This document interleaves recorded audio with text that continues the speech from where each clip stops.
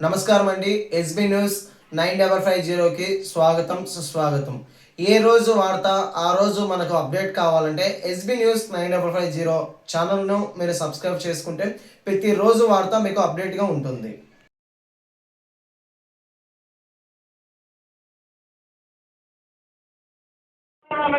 తీర్పునిచ్చారు.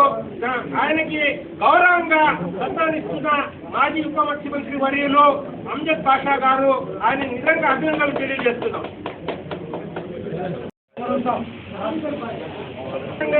ప్రజాసేవ చేస్తూ federation of Andhra Pradesh వ్యవస్థాపకులైన nursing గారిని అన్ని సందర్భాల్లో ఆయన సహాయకాలు అందిస్తున్న మౌర్ అల్తాఫ్ గారిని ఈరోజు మాజీ ఉప ముఖ్యమంత్రి వర్యులు అమ్జద్ పాషా గారు ఆయన ప్రస్తావించడం ఆయనకు అభినందనలు తెలియజేస్తున్నాం. మాజీ ఉప ముఖ్యమంత్రి వర్యులు అమ్జద్ పాషా గారు మరియు రైట్స్ ఫోరం యొక్క అధ్యక్షుడు దస్తగిరి పాషా గారు ఆయన్ని సన్మానించడం ఆయనకి అభినందనలు తెలియజేస్తున్నాం.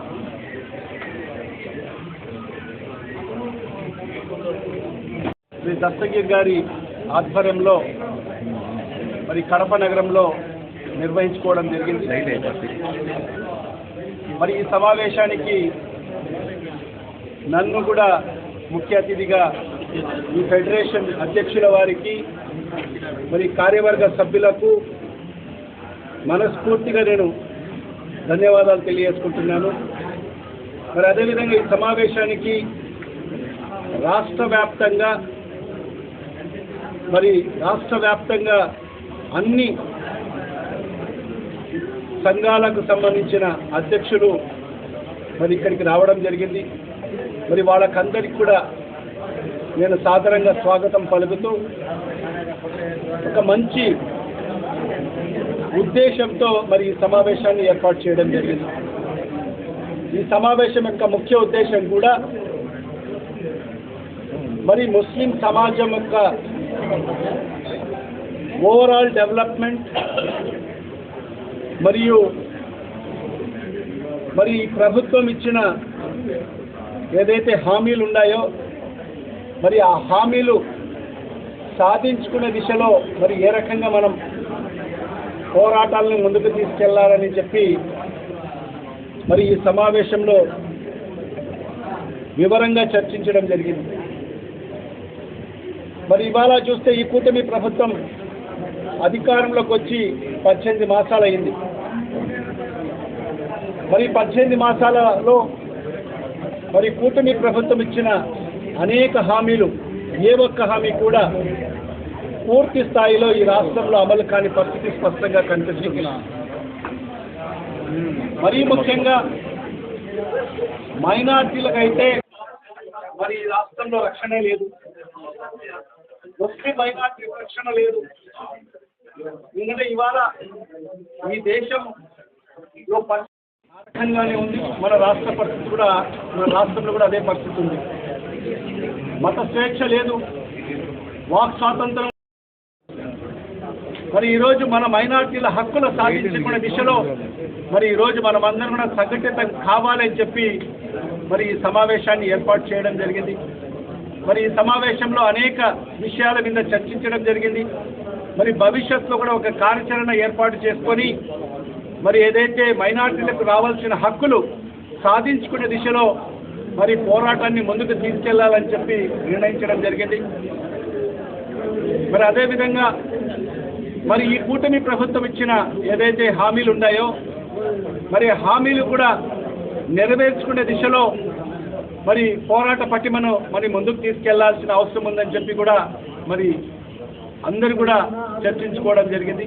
మరి భవిష్యత్తులో మరి ఒక ప్రణాళికబద్ధంగా మరి ఈ హక్కుల సాధన కోసం అయితేమి మరి అదేవిధంగా ఏదైతే ఈ కూటమి ప్రభుత్వం ఇచ్చిన హామీలు నెరవేర్చుకునే దిశలో మరి సాధించుకునే దిశలో మరి అడుగులు ముందుకు వేస్తాం.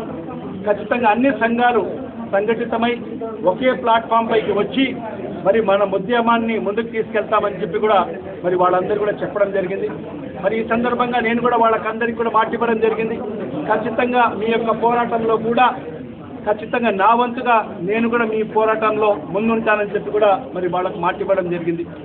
మైనార్టీల హక్కుల కోసం అయితేమి మరి ఏదైతే ఈ హామీలన్నీ కూడా నెరవేర్చే దిశలో ఖచ్చితంగా మీ పోరాటాల్లో నేను కూడా భాగస్వామ్యం అవుతామని చెప్పి కూడా మా పార్టీ కూడా భాగస్వామ్యం అవుతుందని చెప్పి కూడా ఈ సందర్భంగా వాళ్ళకు మాట ఇవ్వడం జరిగింది. ఆ దిశలో ఖచ్చితంగా ముందుకు వెళ్తామని చెప్పి కూడా ఈ సందర్భంగా తెలియజేసుకుంటూ మరొక్కసారి మరి ఈరోజు మరి రాష్ట్ర నలుమూల నుంచి వచ్చిన వివిధ సంఘాలకు సంబంధించిన అధ్యక్షులు, మరి కార్యదర్శులు, మరి ప్రధాన కార్యదర్శులు, మరి అదేవిధంగా మరి మన మత గురువులు అందరికీ కూడా మరి పేరు పేరున నా హృదయపూర్వక ధన్యవాదాలు తెలియజేసుకుంటున్నాను. మరి అదేవిధంగా ఇంత చక్కటి మరి సమావేశాన్ని ఏర్పాటు చేసిన మరి దస్తగిరి గారికి, మరి వాళ్ళ కార్యవర్గ సభ్యులకందరికీ కూడా పేరు పేరున మరి వాళ్ళకందరికీ కూడా అభినందన తెలియజేసుకుంటున్నాను.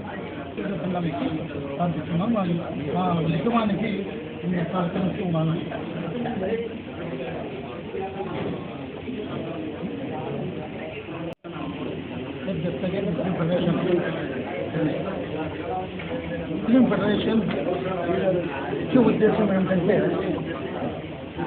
ముస్లిం సమాజానికి కూటమి ప్రభుత్వం ఇచ్చిన వాగ్దానాలను అమలు చేయాలి అనే ఉద్దేశంతో ప్రోగ్రాం చేయడం. ఏదైతే ఎన్నికల వాగ్దానాలు ఎన్నికల మేనిఫెస్టోలో పెట్టిన చంద్రబాబు కూటమి ప్రభుత్వం పెట్టిన ఏవైతే వాగ్దానాలను కూచా తప్పకుండా అమలు చేయాలని ఈ మీడియా మూలంగా తెలియజేసింది. ఎందుకంటే చంద్రబాబు గారికి ముస్లింలు నమ్మి మరొక్కసారి మోసపోయారు.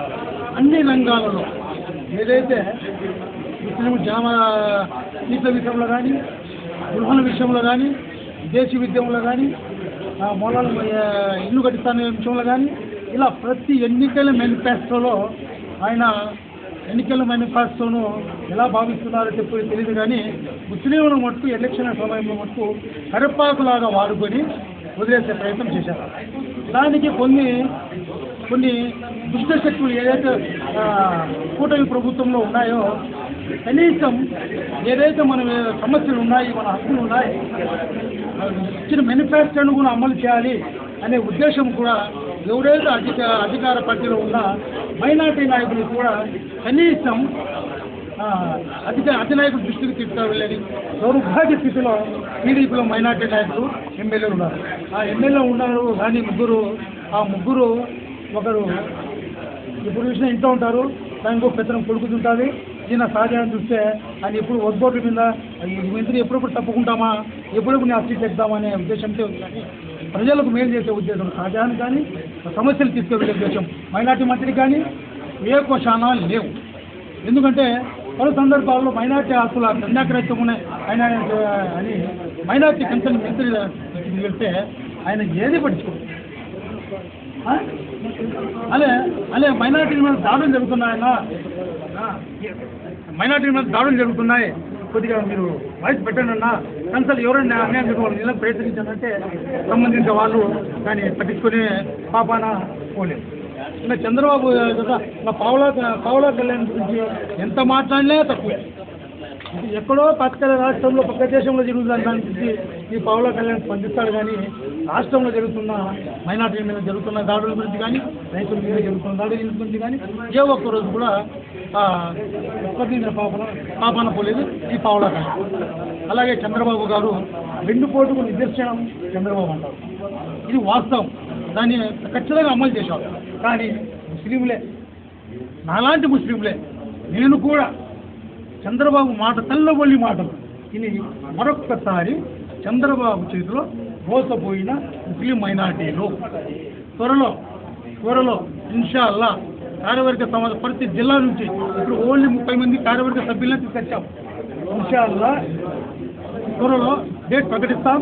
రాష్ట్ర వ్యాప్తంగా 400 నుంచి 450 సంఘాలు, దర్గా కమిటీలు, ఈద్గా కమిటీలు, సొసైటీలు, ట్రస్టులు, జిల్లా కమిటీలు అన్నీ ఎంతవరకు అయితే అంతవరకు తీసుకొని పోయి విజయవాడ సెంటర్లోనే ఆయన మీద ధర్నా చేయడానికి రెడీ ఉన్నాం. కానీ చంద్రబాబు చూసి తస్మత్ జాగ్రత్తగా ఉండండి, ముస్లిం సమాజం తెల్లబొల్లి మాటలు నమ్మద్దండి, తస్మత్ జాగ్రత్తగా ఉండాలని కోరుకుంటున్నాం. జరిగింది కావున ప్రతి ఒక్కరూ